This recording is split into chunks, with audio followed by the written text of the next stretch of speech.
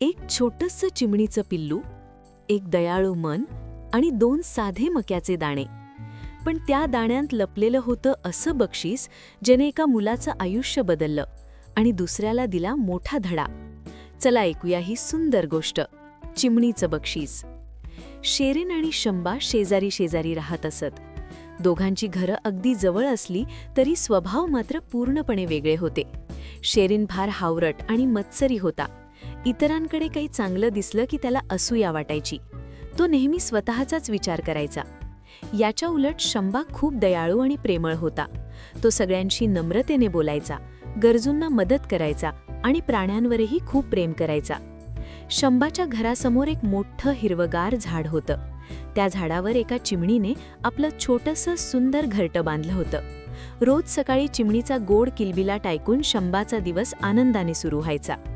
एके दिवशी जोराचा वारा सुटला. झाडाच्या फांद्या हलू लागल्या आणि अचानक घरट्यातील एक छोटंसं पिल्लू खाली पडलं.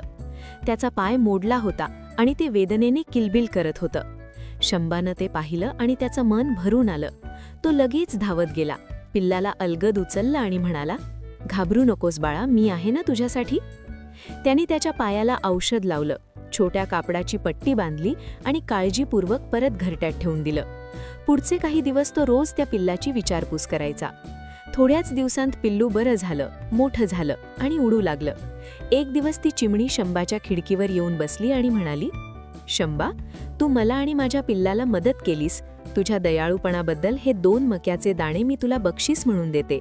ते तुझ्या बागेत लाव." शंबानं नम्रतेने ते दाणे घेतले आणि बागेत पेरले. तो रोज प्रेमाने त्यांना पाणी घालत होता.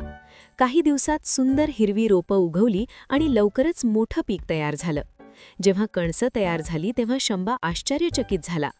मक्याच्या दाण्यांच्या जागी त्या कणसांत चमचमती रत्न होती.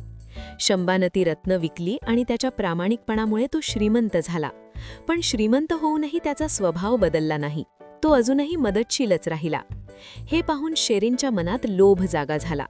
तो शंबाकडे गेला आणि सगळी गोष्ट विचारली. शंबानं काहीही लपवलं नाही आणि सत्य सांगितलं. शेरीन विचार करू लागला, जर मीही असंच केलं तर मीही श्रीमंत होईन.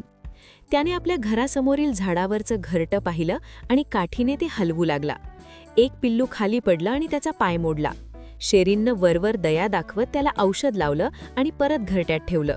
पण त्याच्या मनात फक्त लोभ होता. काही दिवसांती चिमणी शेरीनकडे आली आणि 2 दाणे देऊन म्हणाली, "हे पेर आणि काय मिळतं ते बघ." शेरीननं लगेच दाणे पेरले. रोपं वाढली आणि तो आतुरतेने कणसांची वाट पाहू लागला. एक दिवस तो बागेत गेला, पण तिथे पीक नव्हतं. हातात तलवार घेऊन एक भयानक राक्षस उभा होता. शेरीन घाबरून पळू लागला. राक्षस त्याच्या घरात शिरला आणि त्याची सगळी संपत्ती घेऊन गेला. शेरीनला त्याच्या लोभाचा मोठा धडा मिळाला. बिचारा शेरीन. त्याला समजलं, खरी मदत मनापासून केली तरच चांगलं फळ मिळतं. लोभ आणि दिखावा नेहमी नुकसानच करतात. गोष्ट आवडली असेल तर व्हिडिओला लाईक करा, चॅनलला सबस्क्राईब करा आणि तुमच्या मित्रांसोबत नक्की शेअर करा. तुम्हाला शंबाचा दयाळूपणा आवडला का? कमेंटमध्ये नक्की सांगा.